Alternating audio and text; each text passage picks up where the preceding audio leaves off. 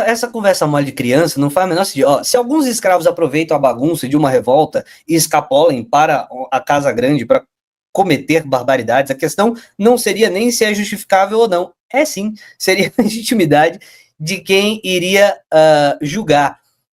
Porque isso é só uma frase de efeito, né? Só uma abstração criada Imagine que eu tenho uma vaca versão esquerda, né? Existem questões históricas relacionadas a isso. Como, por exemplo, a primeira revolta escrava que teve no país, na América Latina, que estabelece um marco tanto para as revoluções quanto para a luta anti-escravagista. Esse tipo de movimento, ele tinha apoio da Revolução Jacobina. Não só isso aconteceu, e essa necessidade é um dado, como ela tem influência do iluminismo francês. Essa coisa, os pobres coitados, né? O Haiti, estamos falando do Haiti. Não só isso é verdade, como os excessos cometidos nessa revolução enfraqueceram a própria revolução. O grupo racha internamente por causa desse tipo de coisa.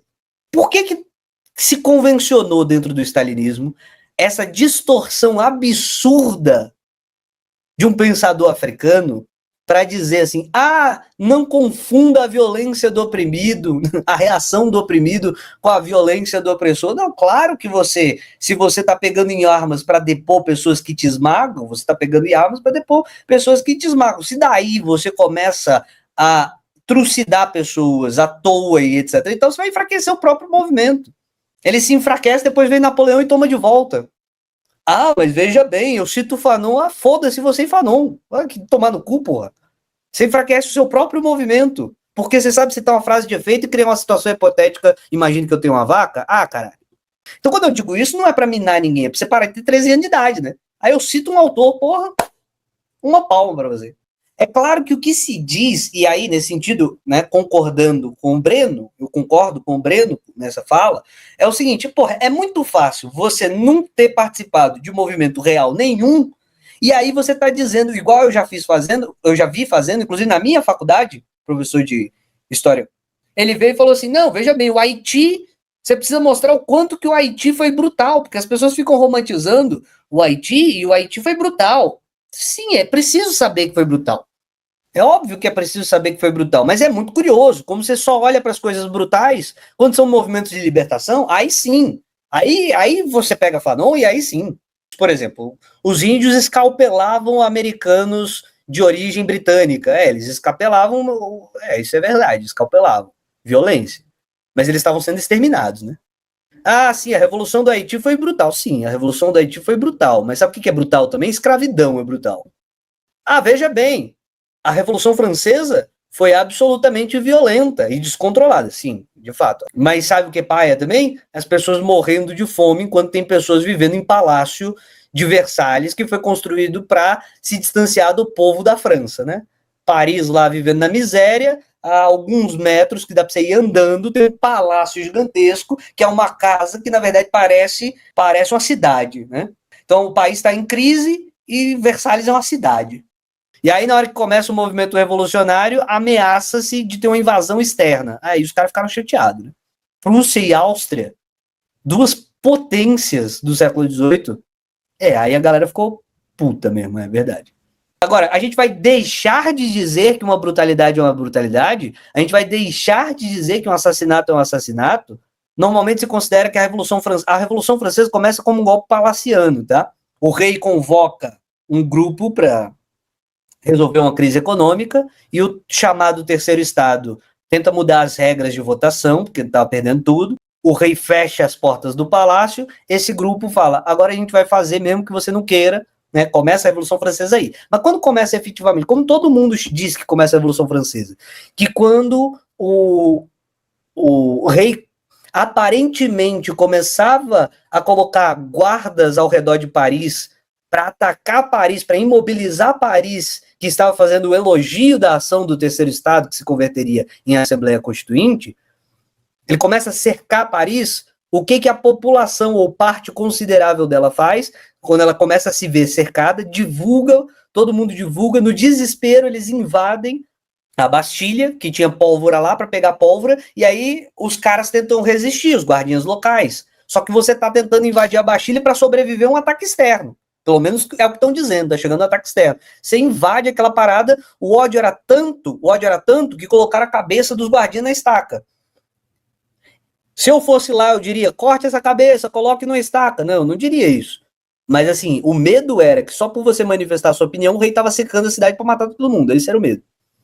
Outro caso de uma brutalidade grande da Revolução Francesa. Quando começam a se aproximar as tropas germânicas em França, os franceses entram em desespero e eles atacam as pessoas que estavam só presas. Eles atacam as pessoas presas por causa de oposição que eles estavam opondo às transformações que estavam acontecendo. Eles entram na prisão e matam todo mundo, saem matando todo mundo no meio do caminho. Mata ladrão de carteira, mata bêbado, que estava vadiando na rua, mata tudo que tiver no caminho. Por que eles fizeram isso? Eles fizeram isso morrendo de medo que quando os caras chegassem, eles fossem libertar todo mundo que estivesse na prisão, e ao libertar todo mundo que estivesse na prisão, ia aumentar o contingente de pessoas com quais eles teriam que lutar. Isso foi uma brutalidade? Foi. Precisava fazer isso? Não precisava, porque os alemães, os germânicos ainda estavam muito longe. Os austríacos e os prussianos ainda estavam muito longe, mas o medo bateu, e as pessoas foram lá e fizeram isso. Errado? Errado. Foi no desespero? Foi no desespero. Porque, na verdade, eles nunca chegaram a entrar em Paris. Se eu te dou as circunstâncias, você fala, então eles não entraram lá e mataram todo mundo na maldade. Foi no medo mesmo. Eu tô justificando? Em certa medida tô, não é? Vocês entendem o que eu tô dizendo? Você tem uma visão de que aconteceu de uma forma, mas na verdade aconteceu de outra, que tem um fator emocional relacionado ao medo de morrer, que aí as pessoas ficaram todas doidas e saíram fazendo um monte de coisa maluca, você vai entender melhor, você não vai achar que, então os caras eram tudo doido, gostava de sangue, não. Agora, eu preciso esconder de vocês que matou gente que não devia? Não preciso esconder. Mas se eu explico para você a circunstância que tá, você fala, então a história é mais complicada. Não é que eles são do mal e eles foram lá e mataram as pessoas porque gostavam de ver sangue caindo no chão. Se eu falo de fatos, os fatos vêm imbuídos de moralidade, quer vocês queiram, quer não. Por isso que esconder fato é desonestidade intelectual. Outra coisa que eu gosto de explicar. Muita gente toma o Robespierre como um lunático. Eu odeio o Robespierre, porque ele perseguiu os hebertistas, que eram representantes do ateísmo. Agora, vai me desculpar. Dizer que o Robespierre era um sanguinário maluco é uma imagem falsa. Robespierre, ele era contra a morte do rei. Ele defendia a monarquia constitucional, ele não era um republicano desde o início. Ele só vira republicano quando tá todo mundo virando para o outro sentido, depois do próprio monarca ser pego com relações com os germânicos, com os austríacos, para ser específico. Aí ele vira, porque ele viu que a moeda toda flipou. Quando se instaura aquele governo, o Comitê de Salvação Pública, e a estrutura que vai governar Paris, que sai decapitando todo mundo, quando o Robespierre faz isso, vocês vão me desculpar, é verdade dizer isso. Ele não faz para perseguir todo mundo, é o contrário. É porque tinha tanta gente maluca matando todo mundo na rua, que ele pega as pessoas e fala assim, vamos transformar isso num tribunal. Ao invés de ser todo mundo perseguindo qualquer um, a gente coloca isso no tribunal. O tribunal, ele servia para perseguição política? Com certeza. Ele foi feito para isso, perseguição de adversários da revolução. Rapidinho, isso se deturpa com perseguição de adversários do governo. Mas se eu explico para você o caso a caso, que existia um descontrole total, um período chamado de terror, que as pessoas ficaram, o grande medo é o nome, tá? Você procura na Wikipédia, é o grande medo. Que a galera saía na rua mesmo matando todo mundo. Aí o Robespierre fala, não, peraí. Vamos formalizar, vamos ajustar. Então ele não fez isso para perseguir as pessoas. Eu posso fazer o quê? Foi o que aconteceu. Agora, se eu te contar o que aconteceu, eu não moralizo na tua cabeça o Robespierre? Claro que moraliza. Se antes você achava que o Robespierre era um sanguinário que só preocupava em sair matando todo mundo, não é verdade. O que eu posso fazer se não é verdade?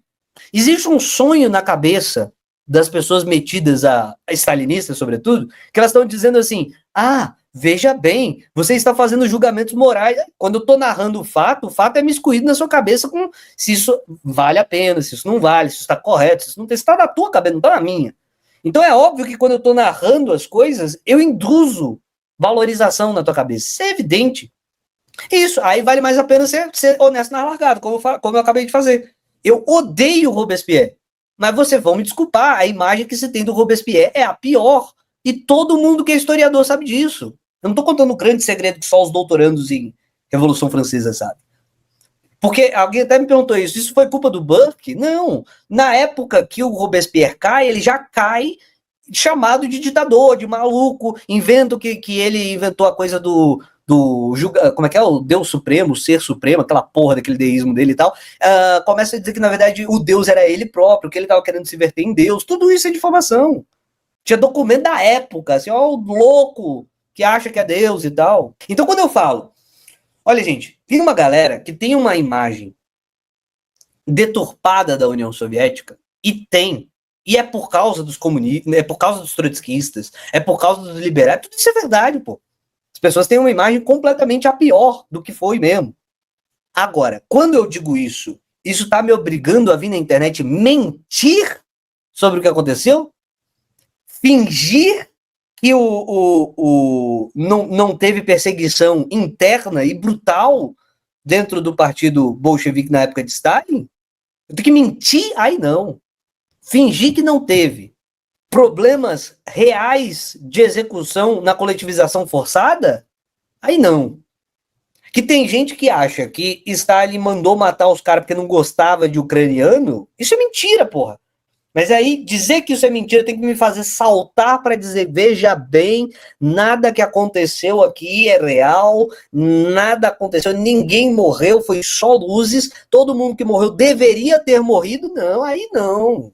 Aí você tem que sair de uma mentira para outra? Tem que ser assim? A gente só pode? Não. Aí vocês vão me desculpar, aí vocês façam se vocês quiserem, e eu vou estar aqui para dizer, opa, aqui tu tá mentindo, pô. Eu não tô nem dizendo sobre temas que eu não conheço. Eu tô dizendo com coisas óbvias. Tu vai me meter que a revolução cultural na China não tem nada a ver, nada, com a manutenção da hegemonia pessoal de Mao? Não tem nada a ver. Foi só para combater os agentes do capitalismo. Eu vou levantar a mão e vou dizer, você tá mentindo, pô. Não precisa ser um grande gênio da história, não, para saber que teve óbvia questão relacionada a evitar as divergências internas e suprimir em nome de Mao, pelo próprio objetivo de não tem condição, pô. Não tem condição, eu vou levantar a mão e falar, tá mentindo, porra. Claro que tá mentindo. Você tem 13 anos, porra. Ficar mentindo na cara dura assim, não precisa ler em mandarim, não, caralho. Não minta, porra.